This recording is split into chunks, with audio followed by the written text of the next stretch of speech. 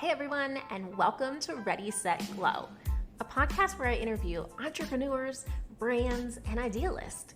It's the story and the people behind it all. Discover what it took to get started, lessons learned along the way, and the advice they have for you starting out on your own journey. So join me and my guests as we talk about all things business, beauty, and brands. I'm your host, Mary Harcourt of Cosmo Glow, as we discover the stories behind the brands.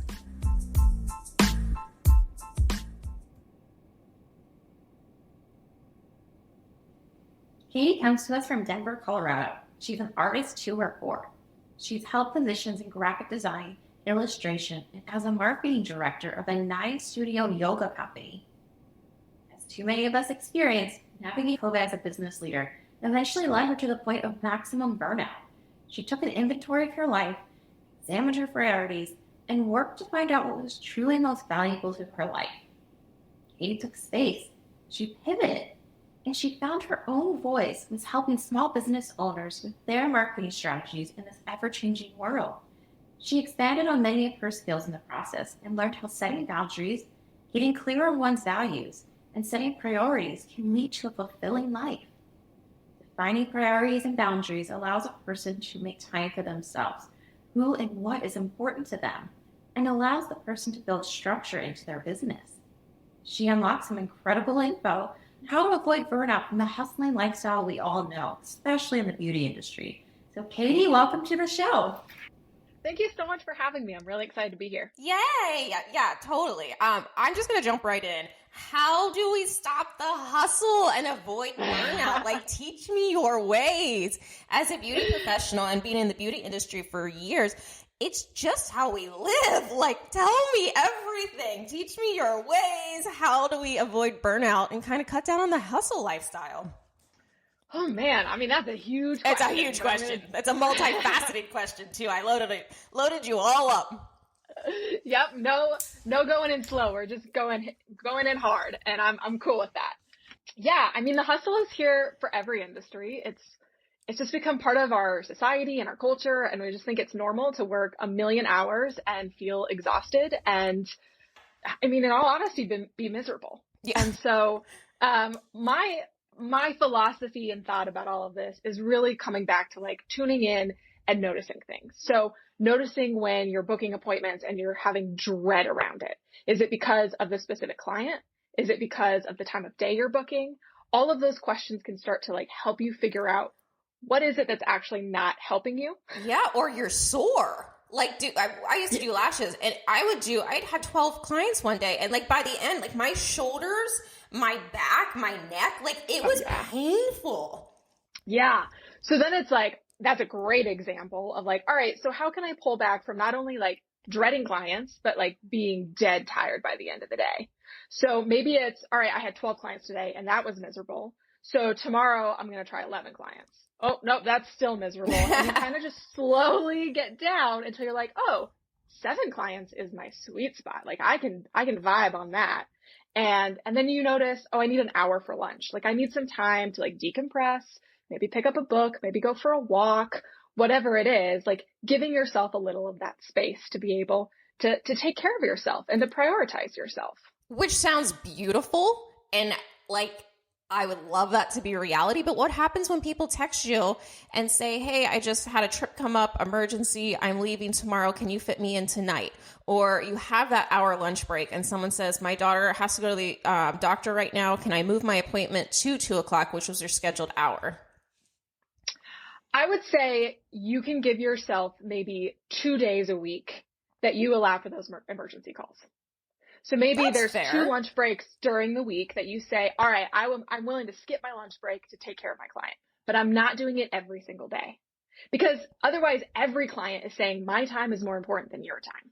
True. That's a very valid point, and that's realistic, which is what I was getting to, because how do you make it realistic? I mean, you're at the mercy of these people that it's like juggling in your head of, well, I could take the client and earn extra money. I could say no. I could go to lunch and take care of me. So yeah, it is kind of, I guess, putting yourself first, or just considering all the options where maybe you don't commit to it every single day, but there are a certain amount of days where you're like, no, like, sorry, you're going out of town. I'm booked. Yeah, exactly. I mean, the number of times I've called a service and said, oh, I need to reschedule or whatever. And they're like, we're 2 weeks out. I see a therapist. If I want to reschedule, there's no way in hell. Like, she's completely booked forever. And so it's like, unless somebody cancels, it's the only chance ever I would get to rebook. Otherwise, I just lose my spot. So maybe this is just me, but I can't imagine it's just me. How do you suggest to deal with the guilt of like, if I say no, then she gets to go on her trip and not have lashes. Or if I don't fit her in, she won't get in for 2 more weeks. There's like, sometimes you get this guilt. That's like a trained thing that we got to work on. Okay. Because it comes down to like, it's other people's problems. Like, you also have to take care of yourself. And here's a great way to look at it is, if I'm not taking care of myself, if I'm not giving myself that hour lunch or ending the day at whatever time is right for you, and I continue to take on clients, then I'm getting burnt out. I'm not going to be as nice of a person when I'm doing my services because I'm exhausted. I might not do as good of a job because I'm sleep deprived or I'm stressed out. You want to come as your best self to your service. You want to serve your clients as your best self. And that cannot happen unless you are your best self, which only happens with self-care. I love that. I mean, that's so true. 100%. So let's talk about, how did you get started in this? And like, you had a whole history, you kind of led this journey that took you to where you are now. What was the moment that you're kind of like, you know what, I'm going to make this my career. This is what I want to do. Yeah. So I have a background in marketing and design, and I was a full-time marketing director for a large-scale yoga company in Denver. And of course, COVID hits and the whole wellness industry just goes right out the door. So during the height of COVID, the company had to close their doors, which was in the same moment, like devastating and the greatest relief, because I was fried. I was so burnt out from working insane hours, trying to keep the business afloat, moving everything online, doing all this stuff, that it was just like, and there's like a pandemic happening in the world, and like nobody understands how to navigate that. So it definitely was a time of my life that like my entire body reacted to how burnt out and stressed out I was. That like I had the worst acne I've ever had, which I've never even really had that much acne. And like, I was always exhausted. Like, it didn't matter how many hours of sleep I got at night. I'm always just so tired. And the moment, like when I really realized it was that bad, was actually a couple months later after I'd started doing some healing. But I overheard my husband talking to somebody saying, I knew it was really bad for her because she wasn't getting like obsessed about anything. I have this personality that I love to learn, and I find a new topic and I get 600 books from the library, and I'm doing all these projects around it. And he was like, yeah, there was none of that. Like, she came home, like she worked, she like came home. We all worked from home. So it was like ended her day, kind of like vegged out a little bit, went to bed, and then repeated the next day because there was nothing else I could do. Which is so interesting. I think if you were to diagnose burnout, like that is burnout, but it's an interesting way to say it is you're not excited or obsessed with anything. And I feel like so many people are going to hear that and go, yeah, that's what I'm going through right now. Like, it's so true. I've had many, many, many ups and downs in my life and my career and everything. And I'm not perfect. I'm still going through it. But it is truly, you stop being obsessed or excited about things. You're just in this world of blah and like exhausted. And that's so true. And your body does react. I mean, you get exhausted and you stay exhausted. Even if you sleep all night, you kind of wake up already exhausted. Yeah. I mean, there's no energy around anything. It's like the only energy I have right now is to survive. And that there is no leftover energy to do anything else. That's, to me, burnout. That's burnout. 100%. So how do you help people find what matters most to them and focus on that so they can help like get out of this burnout?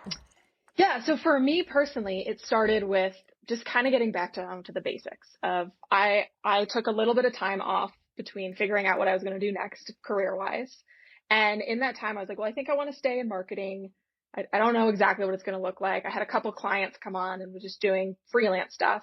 So it gave me the space to start working on myself. And that looked like starting with my foundations, which was making sure I was getting plenty of sleep, eating really good, wholesome foods, and making sure there was a movement practice, whether it was yoga, going for walks, whatever it was.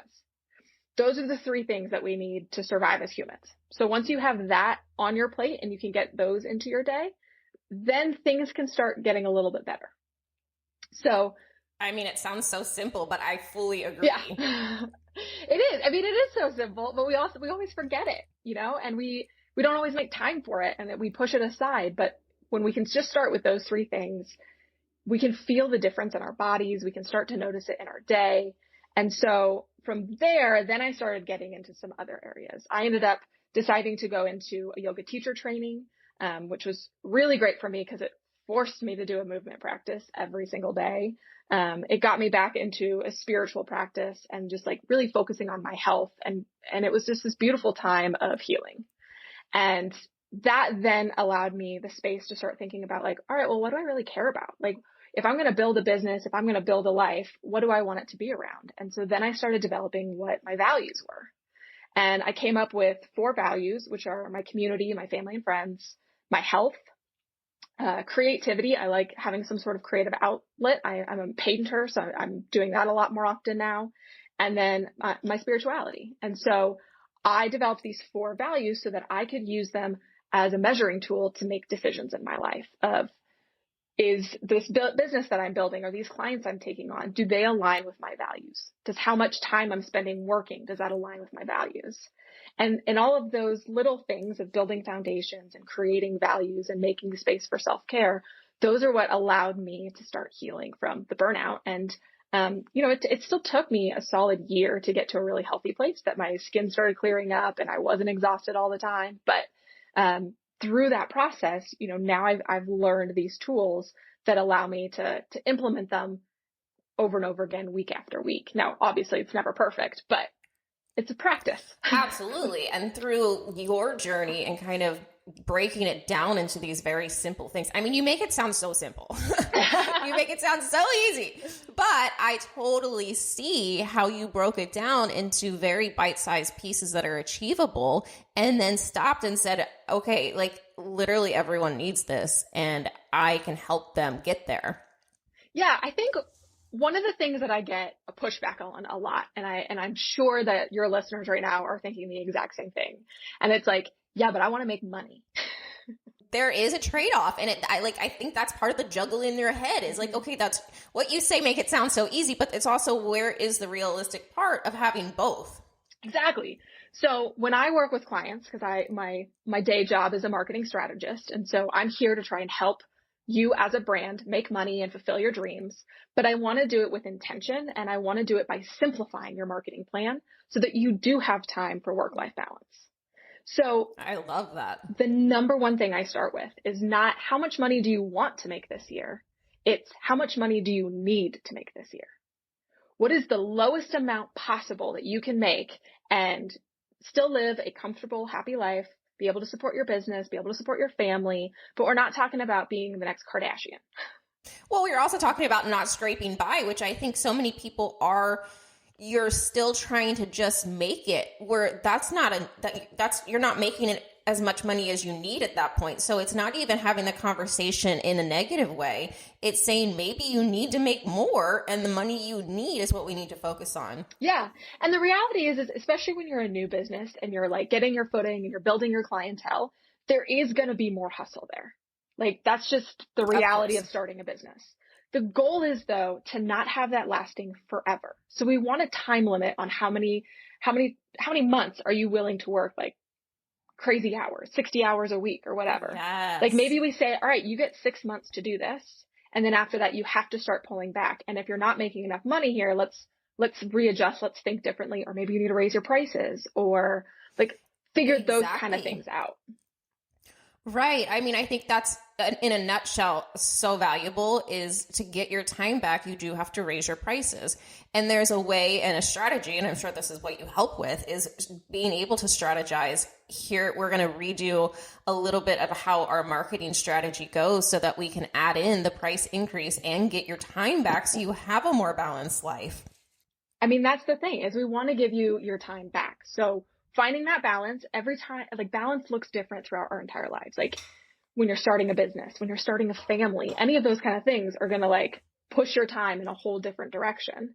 And so it's finding little steps then. So like maybe if you're working 60-hour weeks, when is it time that you can go like take a 10-minute walk and just like, don't bring your phone, don't bring any gadgets, just go for a 10-minute walk around the block, get some fresh air, get back into your body and just like be for a second. Like we all have those 10 minutes. I mean, we have bathroom breaks, so we have 10 minutes in our day to just go sit on a toilet then and just like have a moment to yourself, not on your phone, not with anybody else, and come back to yourself and focus on those little moments throughout the day during your really crazy seasons. But again, put a limit to those crazy seasons. I love that. And I want to go back because I feel like that is such a golden nugget to say balance is different for everything you're going through. It's different for everyone. It's different for every stage and every phase. Because I think so often, and maybe I'm the only one that does this, but I think balance is 50-50. Mm-hmm. That to me is balance, 50-50. And I think it's another way to think about things is maybe it's not, if you're running a new business, maybe your workload is going to be 75 to 80% of your day. But the other chunk of that has to balance making all of the work times work until you can get to the point where you can balance back to maybe a 60% or 50%, or hey, if the end goal is 30%, let's get there too. Yeah, exactly. I think most people, when they think of balance, you're thinking of a scale. So you're wanting it to be perfectly balanced and everything straight across. And, I would say like, think of somebody, if you're like walking on a tightrope, then when you're balancing, you might be leaning really far to the left with your leg way out there. And then you start leaning all the way over to the right. And like, it's this back and forth thing. But it's not necessarily like a balance beam walker isn't always necessarily perfectly in balance all the time. I love it. I feel like my mind is exploding right now. That is so true. I'm a Libra. Our sign is literally balance. Like I like everything in balance. And I always think balance is perfectly in line balance, but you're so right. I mean, it is a tightrope, and sometimes you have a crazy day where you take 12 clients and the next day you get to reward yourself and sleep in a little bit or do something, go for a walk by the beach or read a book, and you swing a little bit the other way. It's almost a little bit like a pendulum too. Like balance, even though it's perfectly in harmony, doesn't mean it's 50-50. And you have to figure out what that balance is for what your phase in life is, what you're going through, and what stage you're in. As you said, like having kids, you're going to require a lot more time being with an infant than you are if your kid's 18. Yeah, exactly. And I think one of those things of like how you find that balance is it's going to come to scheduling it in. So whether you have the crazy schedule or you have a more flexible one that you can be scheduling bigger chunks, it doesn't matter the size of time that you're going to give it. But if you're saying, okay, I've got 12 clients today, I can take a 10-minute walk here and I can take a 5-minute walk here. And you put those in your calendar and you live by them. Like they don't get moved. They don't get rearranged. Those are your 15 minutes today to have a little bit of you time. And we live by our schedule. So if you can get that into the schedule and remember that time is non-negotiable, then you'll start building up those small moments and they do accumulate. Yeah, I mean, it's so true. I'm thinking back to the times where I would just be crazy working hours and I would literally schedule them in. If I don't eat at this particular moment, I don't eat today. And then I started saying, but I want a lunch break. So starting when I can feed, I was booked out for a couple of weeks, but like starting in 5 weeks, I'm going to schedule myself 45 minutes. This is insane. And it did go on to where I was very diligent about making sure I did have a break. But it took time and it took realizing that this is no way to live. And I think that's something in the service industry that happens so much because we have a heart for others. We do want to help people and we want to help them feel better about themselves. We want them to look as good as possible. And of course we want to make money too. But it is true that if you are giving yourself that break and that moment to breathe and a reset and just a rest on your muscles, you do a better job and your clients are going to have a better service. And after that service, they're going to come back to you more often and they're going to value your appointment times and value you as a service provider. And then in the future, you can raise your prices. And for the amount of money you're raising your prices, get that chunk of time back in your life to then have a more balanced life. Yeah, I think if I could have one nugget that everybody would hold on to from this conversation, it would be that your client's time is not more important than yours. Your client is Ooh. not more important than you are. Ooh, that is a good nugget. And so if we can remember that, I mean, there's the famous saying of when you're on an airplane and the flight attendant is going through all of the rules in case of a crash, that you put your own oxygen mask on before helping anybody else.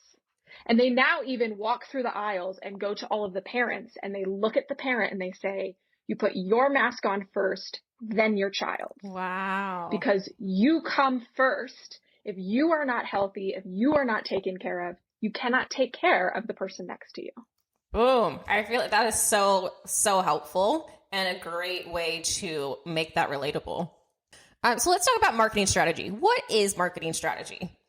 For me, it's working one-on-one with a client to talk about what you're doing in your marketing right now and how we can make it better in the most simplest of terms.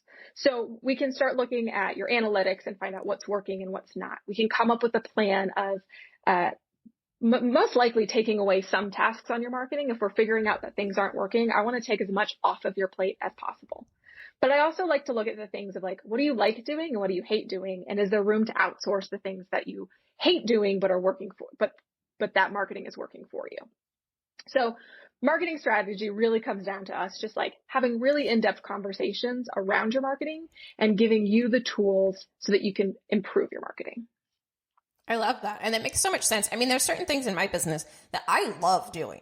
Love it. There's also things that I like, no, if I could never do that again in my entire life, life would get a little bit better. But I mean, especially with a new business, you're trying to do it all. You're trying to be a master of it all. You feel like time is like, I don't even know, like, the time is of essence there. And how do you juggle it all between we're in beauty industry, but like service clients, taking care of yourself, doing all of your marketing, scheduling all of these like social media things, your emails, your newsletters. I mean, it's a lot. So is that you help people just kind of capture all of that and plan it out? We start with what's working. So we'll look at your, are people signing up for your newsletter? Are people engaging with you on social media? Where are you present in all of the ways? Are you on like 20 different social media channels? And then I might be like, all right, let's not be on 20 social media channels. That's not using your time in a wise way. So what social channels are actually working for you? And, Instagram ends up being a lot of the more popular ones. So it's like, well, let's start with Instagram and only focus on Instagram for right now. And we can come up with the content calendar and figure out a schedule for how often you should be posting, when you can actually be creating those posts, and putting that into your weekly schedule, as well as making sure you have time to be taking care of yourself in that weekly schedule. And then we can work together on looking at your analytics and analyzing things to see, what could perform better? Where could we be making improvements? What can we just like stop doing altogether because it's just not working at all? It's a little bit of balance of that. And my goal is always to have a more simplified marketing strategy, because anybody coming into marketing, when they're starting a business, that is their first thought, is I have to do it all. I have to be everywhere all the time. And especially for somebody starting out, I don't think that's true. I think it's pick one or two places.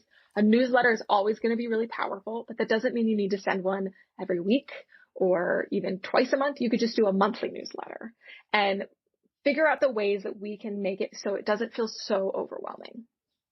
Yeah, I mean, I love that. And that makes so much sense.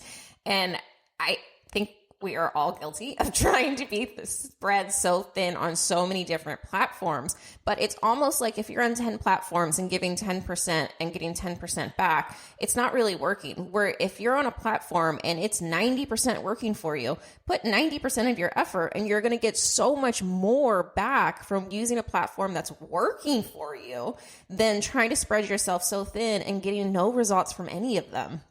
Yeah, exactly. I mean, it all just comes down to you only have so many hours in the day. So let's plan for a way to make this work. Now, that doesn't mean later you can't add more platforms. You might be doing so well that you can outsource that. So you're still not doing any of the work, but you have a presence on other platforms.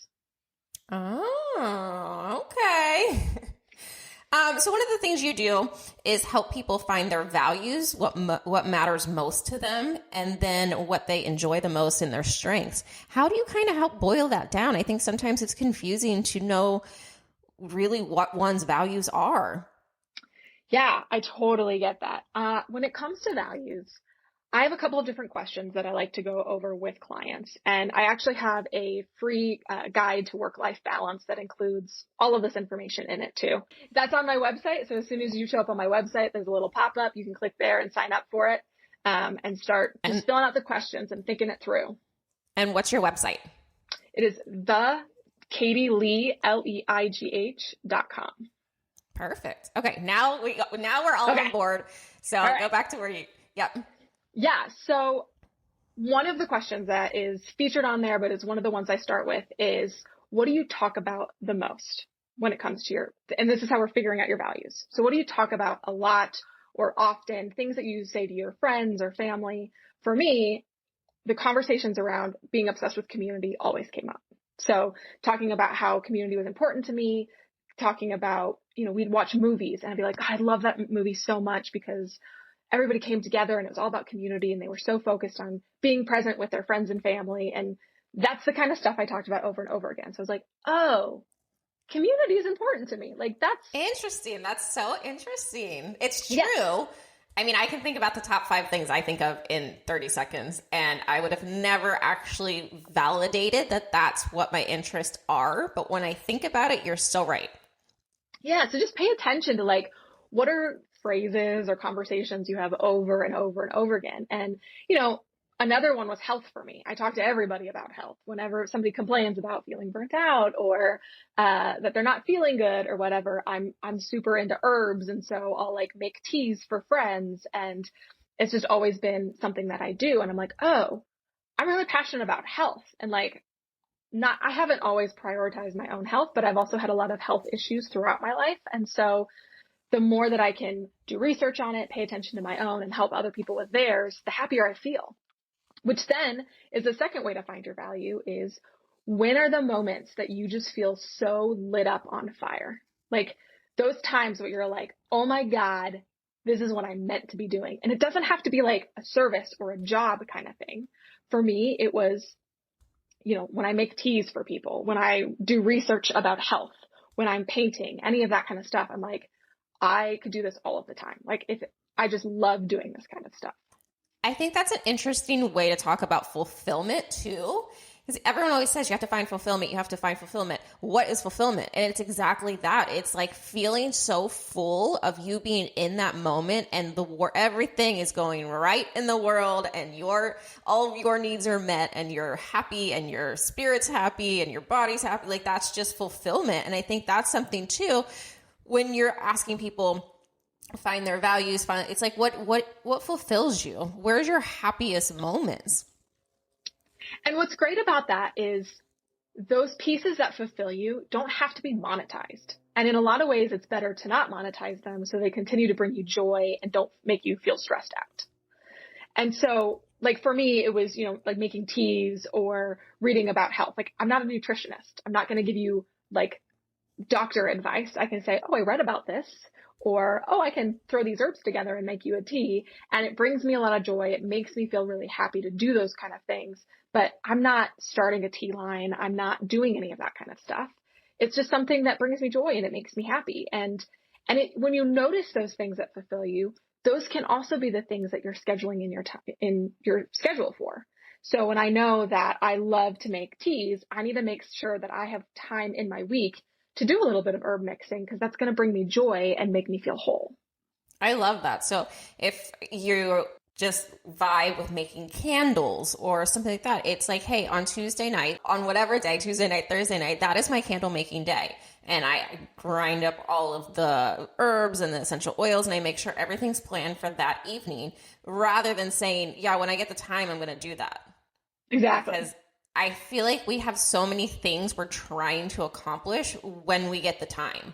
But really, everyone has the same amount of time on this earth. Like we all have 24 hours in a day, 7 days in a week, however many days in a month. You have it. It's just, are you planning for it? Are you making sure that you are doing the things that are important to you? And I think prioritizing is a big thing to be paying attention to, because I gave up social media back in August. So I went 5 months without doing anything on social. And I realized how much social media was taking out of my life. Like I spent so much time and it wasn't always productive. it for sure, I mean, the reason I left social media was I wasn't getting a return on investment. So I created a ton of content, videos and reels and stories, and did all this stuff, and people liked it, and there was engagement, and I got great feedback on it, but I wasn't getting sales from it. And so I'm like, all right, cool. I'm putting hours and hours of time just into the creation side of it, let alone just me sitting there scrolling through Instagram. And I'm not getting any return on it. I'm just going to take a break and see what this does for me. See what other ways I can market, see how this makes me feel personally. And by taking that time away, I got back to painting. And now I had all this time to paint, and I'm now working on a children's book, and I have some other fun projects that I'm doing, and it's been a great thing for me. And so it's figuring out like, where is my time going? And then how can I prioritize my time? And that's going to come back to like aligning with your values. So I want to make sure I'm spending my time that is in alignment with the things that matter most to me. So making sure family has a lot of time, because that's my number one value, and health and creativity and all of those are on there. And by prioritizing what I'm doing to align with those things, I'm going to feel better at the end of the day. And I'm also going to find a lot more time in my day. Wow. So work-life balance does exist. It's a real thing. I mean, I think it can be. Once again, it's a fluctuation thing. So there are some days, like yesterday was a great example. I had a ton of client work to get done. I had a podcast that I was on, and then I needed to go run a couple of errands. And my goal was to work on another project that has a deadline in a couple months that I'm behind on. And I didn't get to it. I did not get any time on that because all these other things happened. And so you're like, okay, that's fine. Tomorrow I'm going to readjust my day so that I get the time to work on that project. And it's going to continue to be this balancing act. Like, it's not just that it's in balance and it's like that forever. It is always going to be like, you got to pay a little attention to it. You got to juggle some things around, but you can find balance. What do your clients say that they gain from working with you? What's the customer feedback that you hear? I would say the number one thing that I hear back is that I help provide them with confidence. By working with me, they gain this confidence that allows them to make harder decisions in their business, to go about their days, to rearrange their schedules, to say no to things. I mean, I like to teach that there are no rules. Like, we get to make up whatever we want to do. So if you love Instagram and it's working for you, great. If you hate it, you don't have to be on it. We can find other places for you to go and still feel confident that you're going to be able to build your business and do the things that you want to do. So I love getting to provide confidence with my clients and help them shape a business that they are so excited to show off to potential customers, to current customers, whatever that may look like. I love that. That's so good. What's something that people in the service industry can do to set up their client expectations? Because I feel like we all have these beautiful, like, it's January 1 and my New Year's resolution is to set boundaries. But then by January 3rd, they've gone out the window because it's it's great to say, but I mean, it's hard. And we touched on this a little bit before the recording of just setting up your client expectations. And it was such a good point that I would love to talk about setting up your client expectations. Yeah. So I think it starts with you're figuring out what your own boundaries are. So we talked about maybe not doing 12-hour days and lessening that, or however that's going to look like for you. You're figuring out what it is that you need to get, where your business needs to be. And then once you have those kind of structures, we can start figuring out where we can draw lines. So one line that I draw is I do not check email after 4 p.m. and I do not check it on the weekends. That might not work for you.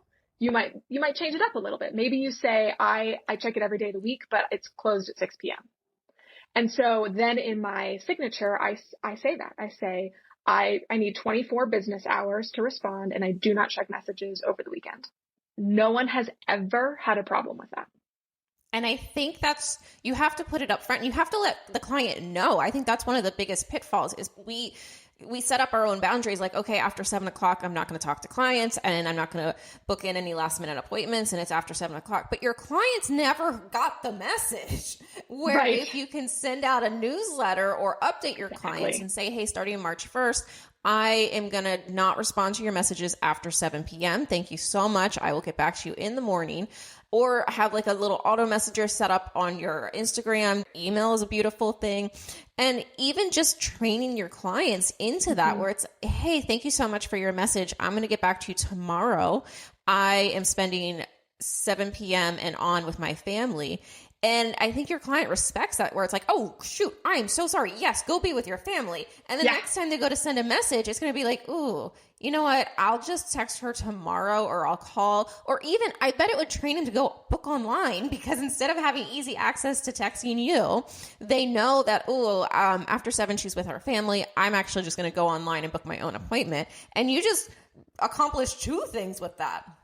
Oh, exactly. And I think leaving that in the text message, if here's a link to my website, if you just want to go ahead and schedule, otherwise I'll get back to you tomorrow, is the perfect thing to say. It does. It creates that expectation. It draws a line in the sand that says, I have boundaries and I am not here for you 24/7. I have my own life. I have my own health. I have my own family. All of these have to take precedent. And so during these hours, you got my full attention. But after that, it's me. It's all about me. I love that. I think that's something that we could all apply to our lives more, is setting up the client expectations, but also cluing in people on that instead of just keeping it to yourself of, okay, I'm going to start doing this for myself. And I think that's why those boundaries don't last, is you just never got everyone else started on it. But if you add it into your newsletters that you send out monthly or quarterly or weekly or however, or even you can add it to the end of when people book appointments or their appointment reminder. Hey, thank you so much for booking your appointment, or your appointment's coming up on Friday. Please confirm. Also, please note that after 7 o'clock, I'm unreachable by my cell phone, but here's the link to book, or however you want to do that. But that's so important to tell your clients where they can go to self-serve.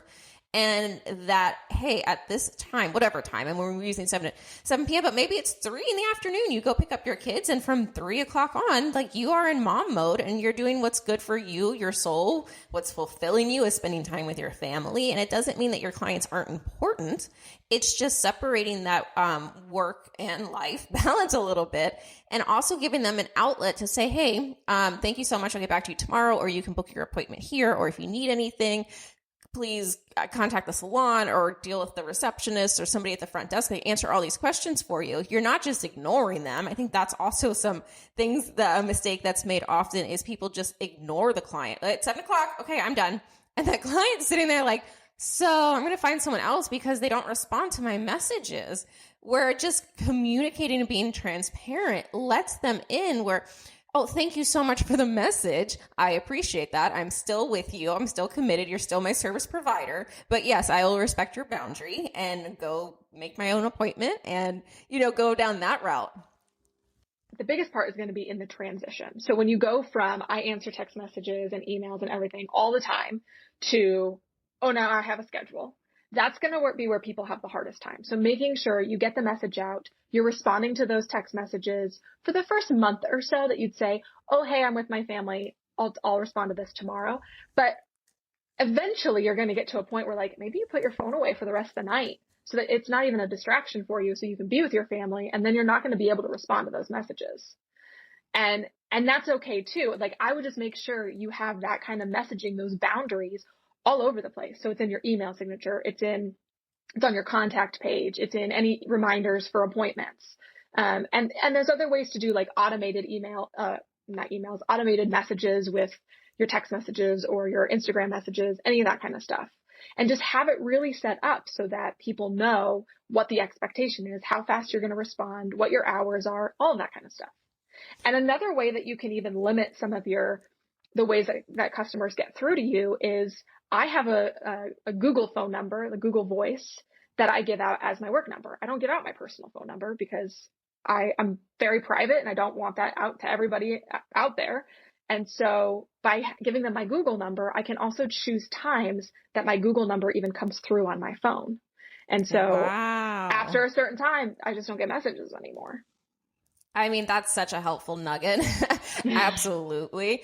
I have the same phone number that I had as a senior in high school. Like, when I wrote in the yearbook, call me anytime, you can still call me anytime. It's the same number. The problem with that is, can you even imagine how many people have my phone number? And get a little anxiety when somebody texts over at like 11:30 at night. Who is this? Like, what? Let me go look at it. I don't want to look at it. It's freaking annoying that someone just stole my 11:30 minute slot. But also, like, I have anxiety because who's texting me at 11:30? And half the time, it's not important. I didn't need to get that. I didn't need to get distracted. Half the time, I don't even want the message that came over. If I could have just not come over. So I love having a Google number where you can schedule, hey, during 8 a.m. to, let's just say, I don't know, 8 p.m., 9 p.m., whatever, I'm going to get these messages. But after that, I'm not. And that's a great way to kind of set those boundaries. And I love that it's flexible. I think that's a great little nugget. I mean, I think people are used to this too. Like when I go to schedule my hair appointment, I use an online schedule, and my option is to call that or to call the salon. I don't have my hairstylist's personal phone number and be like, oh, can you fit me in tomorrow? Like, I go online or I call the salon, and then the salon closes at 6 p.m. And so if I don't call by 6 p.m., I got to wait till tomorrow anyways. And like, that's a pretty normal thing for most services. And so we come in with these specialty services and we think it's different, but you can set those same boundaries and it's not going to hurt anybody. And it probably won't hurt your business either. It's going to help you in the long run because people know where you've drawn a line in the sand and they respect that. And I think that goes back to what we were talking about earlier of the guilt. If you can set these hours that you run your business like a brick and mortar, even if you're a home-based business or a traveling business or however it's laid out, you're right. I mean, so many people feel like they must be accessible at all times or they're going to lose a client or lose a sale or lose a service or lose a new customer. But it really isn't that way. We are all used to opening hours and closing hours. And I think that's a great way to kind of get back and remove that guilt of you're not going to miss anything. They're not going anywhere. We don't have phone books anymore. They're not going down the list of 12 more people to call tonight. Right. Like they do want you. You're a service provider. They love the value that you offer them. They will wait for you. And you can take that time and not feel guilty about having your phone on you at all times because you set those open and close hours. It makes you a better service provider. And sometimes we have the guilt of like, no, I must have my phone on me at all times, but really you don't. And you don't need to. And you can set these hours and boundaries. And it goes back to what you said before is putting yourself first. Like if you're not taken care of and you're not balanced and you're not feeling as good as you can, you're not going to do as well as you can through life, which all goes to making you feel like you're pulled in so many directions, stressed out and bent backwards. It's almost like self-sabotaging. Like you're doing this to yourself. Get a grip, girl. Let me help you. And set these boundaries so that you can enjoy life more and stop thinking about it being a bad thing or guilty and start thinking about it as being empowered. Like I took control of my business and my life. And now I'm healthier. I'm, more mentally balanced. And I'm sure going in while we're on the subject, tying it all into like now you can take that walk. Now you can take that time to go to a yoga class because you've already established that after this time or however you want to do it. But you get kind of that work-life balance back into your life to give you more stability and empowerment for your business. I also think like your customers, they love you. Like they're not coming to you all the time. They're not calling you for emergencies because they could find somebody else to do what you do. They come to you for a reason. And so they also care about you as a human being. And if they don't, is that really a customer you want? Like I think the highest maintenance customers that we have are usually the ones that were like, oh, I'd really be happy like if they decided they wanted to go somewhere else. And so that's the other thing to think about when you're feeling really guilty about not being on all the time is that one, your customers want you to be healthy. They want you to be taken care of.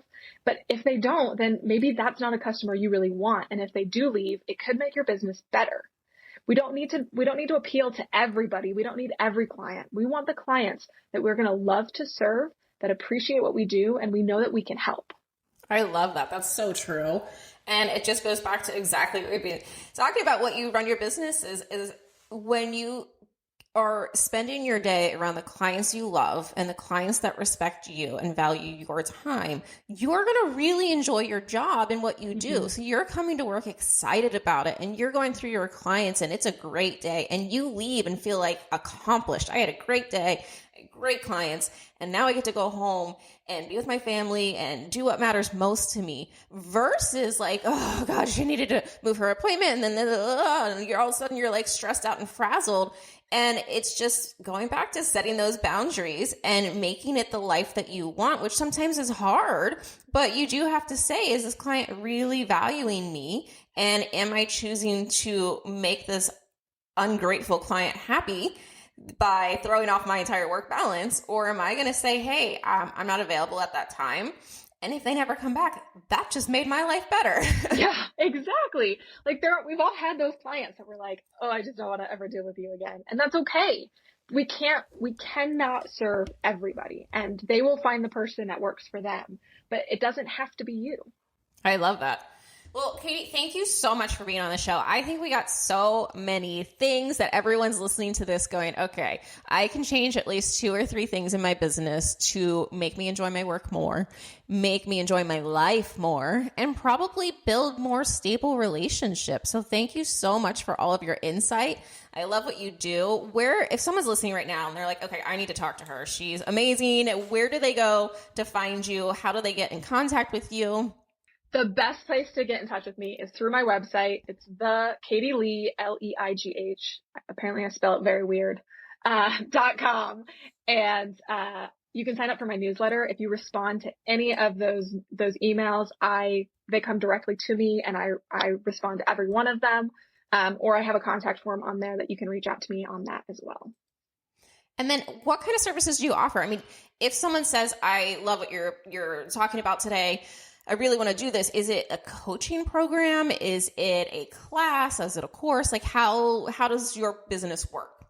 Yeah. So I do marketing strategy sessions, which is basically like business coaching for your marketing. So we'll sit down one-on-one, talk about all the questions that you have. We can go through some of the materials that I've already pre-created, whatever is going to fit best for you and help your business the most. My goal is to give you as much value as humanly possible.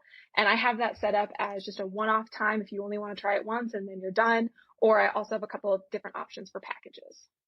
I love that. Cool. Well, thank you so much for being on the show. I think that we all have a little bit of homework to go home and do, and appreciate everything that we talked about today. Thank you so much. I was so excited to be here. If this resonates with you and you want to learn more, go check out Katie's website, thekatieleigh.com. She offers one-on-one marketing strategy sessions that will help you simplify your marketing and find work-life balance. You can also sign up for her weekly newsletter, The Monday Post, and get her free guide to a better work-life balance. Maybe this is something you need help with but haven't known where to start. You can contact Katie through her website or by replying to any of her weekly newsletters.